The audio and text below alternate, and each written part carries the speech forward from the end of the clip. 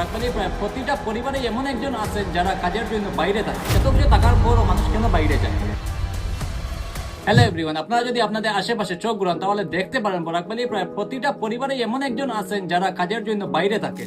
কেউ আছে বেঙ্গালুরে, কেউ আছে হায়দ্রাবাদে, আবার কেউ আছে কেরালায়। বছরে হয়তো একবার দুর্গাপূজায়, ঈদে বা ছুটিতে বাড়িতে আসেন। কিন্তু কেউ কখনো ভেবে দেখেছেন বরাকবালির এত মানুষ কাজের জন্য বাইরে কেন যায়? এই ভিডিওটি যদি শেষ পর্যন্ত দেখেন তাহলে আপনারা বুঝতে পারবেন, কারণ এই প্রশ্নের উত্তর শুধু এক লাইনে দেওয়া সম্ভব নয়। অনেকেই বলেন বরাকবালিতে চাকরি নেই। এই কথাটি পুরোপুরি ভুলও নয়, আবার পুরোপুরি সত্যিও নয়। কারণ এখানে স্কুল আছে, কলেজ আছে, হাসপাতাল আছে, চা বাগান আছে, আবার ছোট ছোট ব্যবসাও আছে। তাহলে এখন প্রশ্ন হলো, এত কিছু টাকার পরও মানুষ কেন বাইরে যায়?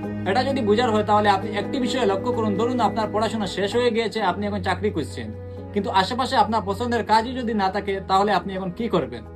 স্বাভাবিকভাবে আপনি এমন একটি জায়গায় যাবেন যেখানে ভালো সুবিধা থাকে, ভালো সুযোগ থাকে। ঠিক এটাই অনেক তরুণের সঙ্গে হয়। তারা শুধু চাকরির সন্ধানে বাইরে যায় না, তারা এমন একটি জায়গায় যেতে চায় যেখানে একই সঙ্গে অনেক ধরনের কাজের সুযোগ থাকে। কারণ একটা এলাকায় যত বেশি ধরনের প্রতিষ্ঠান, ব্যবসা, শিল্প গড়ে ওঠে, তত বেশি ধরনের কাজও তৈরি হয়। আর সুযোগ যত বাড়ে, মানুষের ভবিষ্যৎ গড়ার পথ তত বড় হয়। এবার যদি আমরা বরাক উপত্যকার দিকে তাকাই তাহলে এখানে অর্থনীতি দাঁড়িয়ে আছে চা বাগান, কৃষি, ছোট ব্যবসা, সরকারি চাকরি, শিক্ষা ও স্বাস্থ্য পরিষেবার উপর। তার মানে এখানে কাজ আছে, কিন্তু সব ধরনের কাজের সুযোগ কি তৈরি হয়েছে? এটাই আসল প্রশ্ন। কারণ মানুষ শুধু চাকরির সন্ধানে বাইরে যায় না, অনেক সময় সে চায় আরো বড় সুযোগ। আর এই সুযোগ তৈরি হওয়ার পেছনে আছে অনেক বড় গল্প। কিন্তু একটি এলাকায় সুযোগ তৈরি হয় কিভাবে? একটা বড় শিল্প শুধু তার নিজের ভেতরে কাজ তৈরি করে না, তার চারপাশে আরো অনেক কাজ তৈরি হয়। আর এইটা আমরা একটা উদাহরণের সহিত বোঝার চেষ্টা করব। ধরুন একটা এলাকায় একটি বড় খাদ্য প্রক্রিয়াকরণ কারখানা তৈরি হলো। তার মানে শুধু কারখানার ভেতরেই কাজ হবে না, কাঁচামাল আসবে। এই কাঁচামাল গুলো প্যাক করার জন্য একজন মানুষ লাগবে। পণ্য এক জায়গা থেকে অন্য জায়গায় নিতে একটি ট্রাক লাগবে। এই ট্রাক চালানোর জন্য একজন মানুষ লাগবে। আর এই পণ্যগুলো এক জায়গায় রাখতে হলে একটি গোডাউন লাগবে। আর আশেপাশে ছোট ব্যবসা বসবে, যেমন চায়ের দোকান, হোটেল, সব ধীরে ধীরে বেড়ে উঠবে। তার মানে একটা শিল্প শুধু চাকরি তৈরি করে না, পুরো একটা ইকোসিস্টেম তৈরি করে দেয়। কিন্তু এখন প্রশ্ন হলো, এমন শিল্প কেন সব জায়গায় তৈরি হয় না? বিনিয়োগকারী শুধু এটা দেখে না এখানে মানুষ আছে কিনা, সে দেখে এখানে ব্যবসা চালানো সহজ হবে কিনা, যেমন সে দেখে রাস্তাঘাট কেমন, বিদ্যুৎ এখানে আছে কিনা,